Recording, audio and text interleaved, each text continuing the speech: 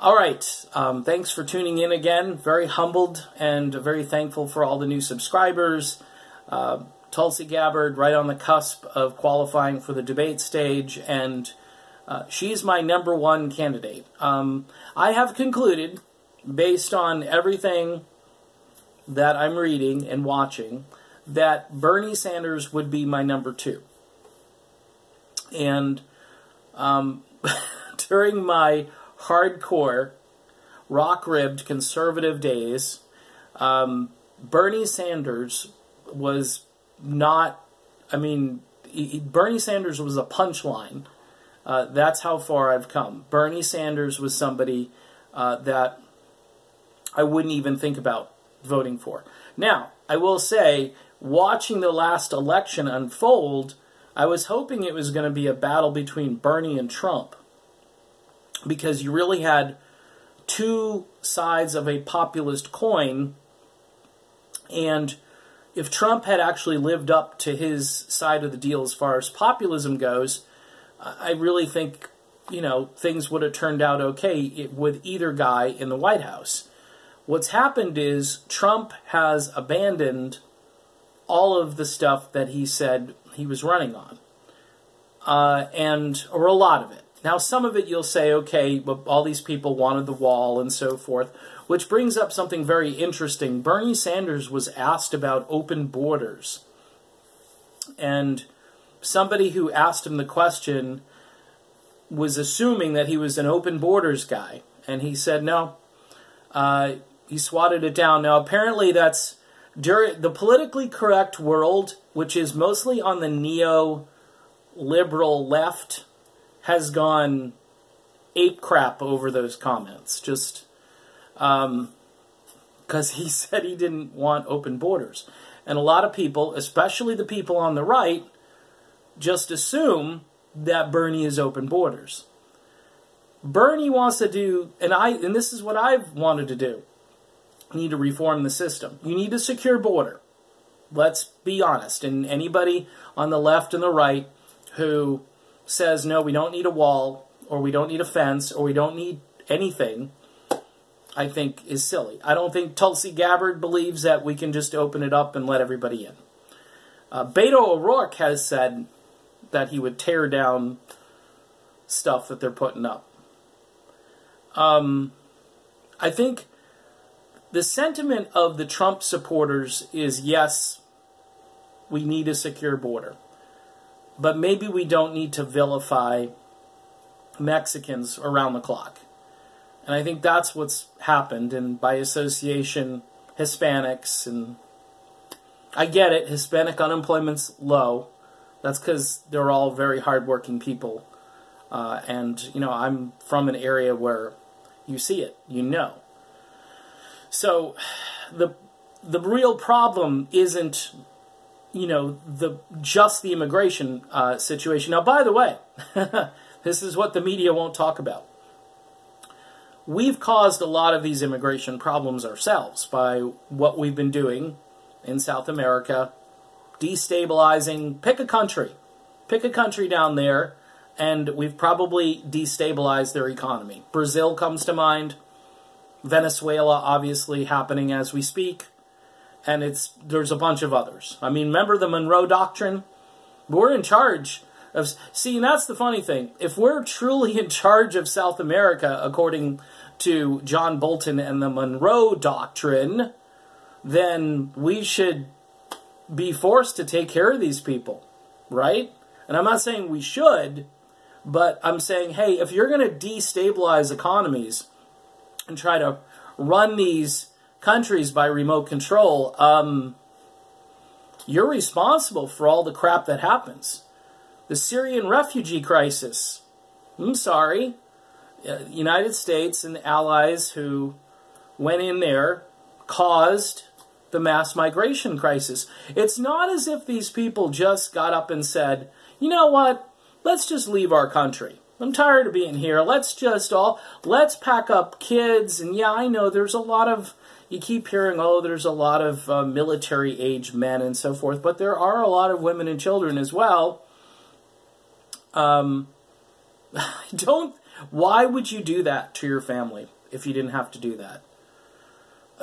These are huge problems. But Bernie Sanders gives a great answer. So I don't think you're going to hear this on Fox News that Bernie Sanders said he's not for open borders. You're not going to hear it. You will hear it, though. Here's where you'll hear it. The Kamala Harris people, the Cory Booker people, all these sort of mid-level candidates that are trying to score politically correct points, you'll hear it. You won't hear it, though, maybe on the conservative side of things, because they don't want to admit that Sanders might be for a secure border.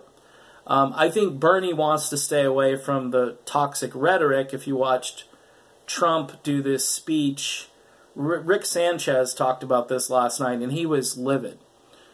Because Trump gives this speech in front of this Jewish group. I can't remember the name of the group. And he just went off, like really went off the rails. And it's just, it's not healthy for our democracy to see groups of people, ethnic groups of people. I mean, Rick Sanchez did a thing about how Hispanics are like the 5th largest economy in the world. The ones that are based here in the United States. They're the 5th largest economy. They're starting up small businesses. They're doing it the right way, the old-fashioned way, where they're, you know, employing half a dozen people, a dozen people, you know, mom-and-pop style businesses, selling goods and services to one another. I mean, that's an economy in and of itself. This isn't like the Chamber of Commerce labor stuff either, where they just want cheap labor. Although that is a motivation for bringing people here and exploiting them, which is very wrong. And people on the left and the right need to recognize that that's a bad thing. But you had people like Paul Ryan who were, yeah, they love that stuff. Cheap labor for their big corporate buddies who employ, you know, whatever, thousands of people, and they don't want to pay them.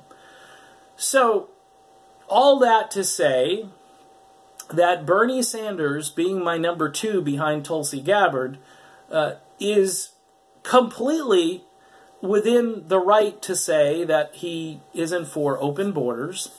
And most Americans, if you give them sodium pentothal, are going to tell you that, yeah, it's probably a good idea to have a sovereign nation.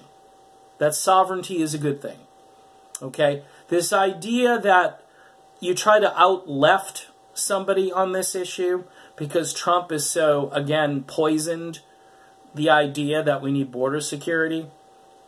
I mean, he's rightly tried to argue that, you know, the left and the right over the years have agreed, and walls have been approved, and funding has been approved in the past, and then all of a sudden people lose their political will, or they don't feel it's really a big deal. I think it's gone now 360. It's gone completely around, and people are just, they don't want to hear Trump say all these negative things about groups of people. I think that is a bad idea. But what we're not told about is if you're going to do immigration reform, you got to do Tulsi Gabbard's foreign policy. You got to do it. It's where you don't destabilize entire countries. You don't go in and trash and ruin their economy. You don't go in and put all these sanctions on people and expect them to stay put. I mean, if it were me and I had to survive with my family, I'd have to start walking. I'd have to go somewhere. I always marveled at a lot of those people in New Orleans, and I'm not blaming them for Katrina, but I mean, the water's rising. Start walking. Get the hell out of there. You know what I mean? That would have been my survival instinct. I would say, come on, we're not staying here. This is too dangerous. And that's what a lot of these immigrants are doing. They're picking up because the United States, in many cases, is ruining their economy or destabilizing their economy or trying to install their own puppet, which, again, is not what the founders envisioned our role would be in the world. They were very succinct on saying no foreign entanglements. And they meant it because they knew. They knew that you wouldn't prosper if you were constantly running around the world. That's why we're $22 trillion in debt. And that's why the campaigns of both Tulsi Gabbard and Bernie Sanders make sense. Because, believe it or not, even though people think they're just socialists or whatever that are going to spend us into oblivion and how are we going to pay for it and this and that, nobody asks the questions about how we're paying for the stuff we're paying for now, because we're not. We're just running debt up.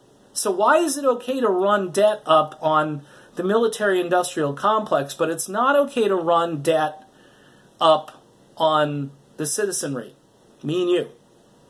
Okay, why is it okay for Wall Street, okay, to go in and buy all the subprime mortgages and houses and then rent them out for ridiculous amounts of money? It's happening here in Florida. $1,400, $1,600, $1,800. How do you pay for that? How do people pay for that? That's their income. If they're making $400 or $500 a week, which is pretty good money, it's not like, but it's respectable, and it all goes to rent. We got big problems, and we can't just keep doing the Marco Rubio, I'm a Republican, vote for me because I'm for lower taxes and less government. Really? Really? Because so how does that help me, lower taxes and less government? Doesn't help me. And I'm not saying I want big government, I'm just saying, just these slogans don't help people anymore. And that's why I'm here, because it wasn't working. Donald Trump, whatever you think of Donald Trump, okay? He ran on a brilliant campaign because he came out of nowhere and beats Hillary Clinton. All this stuff he said on the campaign trail is rubbish. He said everything that he needed to say. He kept the base of support. He convinced enough Democrats, independents, and people who were just fed up with the political system because he's this outsider. So everybody's saying, oh, let's go with the outsider. He can't be on the inside because he's never been on the inside.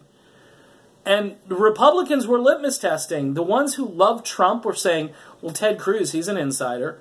I mean, we were finding, because I was there, we were finding all the inside connections. I mean, it's easy when you're talking Jeb Bush, but you had this whole field of people were either neocons or Wall Street lackeys, and the difference between them and Tulsi Gabbard and Bernie Sanders, neither of them are Wall Street lackeys. Neither of them are connected to Goldman Sachs. I mean, these large multinationals and these financial institutions, they are going to freak out if Sanders gets the nomination or Tulsi gets the nomination. They're going to freak the bleep out because people are dictating that. The people, not the corporations. They're not dictating that. Now, we'll see who gets where and how far they go because I'm waiting for the establishment.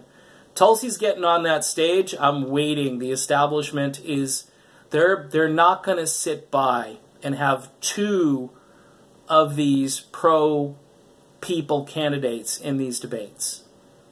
They're just not. And it's going to be crazy to watch this. We've seen this movie before. Ron Paul, we've seen the movie before. We'll see what happens when Tulsi and Bernie are in those debates and how they're treated. But right now, you know, again, Bernie's not for open borders, and the left will report it and use it and do some weird crap with it and try to politicize it and try to out-left him or you know, Beto will stroll to a microphone. There'll be all these people out there who are trying to bolster their campaign. And obviously you won't hear anything about this on the right because they want to portray Bernie as a complete crazy man who has, you know, who won't protect the country and who let all these people in and so forth. We've got a lot of problems. See, Donald Trump was right to some degree when he said, not that the fact that we're full per se, because that's kind of a goofy thing to say, but because it's Trump, but the fact that we got to take care of the problems we have, the homelessness and the drug abuse and all of these issues, we're not really addressing. We just keep going to war. That's what we're doing. Iran is our next stop on the war machine. It's just nuts. It's crazy. All right. I'm done with this video. Thanks for supporting the channel. Again, if you haven't subscribed, please do. I've got my little Patreon logo up here, which will take you to my music channel, but it's me, okay? And just letting you know, it's not like some Phantom Dave. It's actually me, and you can sign up if you want to become a patron. It'll say you're supporting music. If you make comments over there and you're on the political side of things, I will answer your comments and questions. Not with musical lingo, but with the stuff that I talk about over here. Okay, done. See you soon, everybody.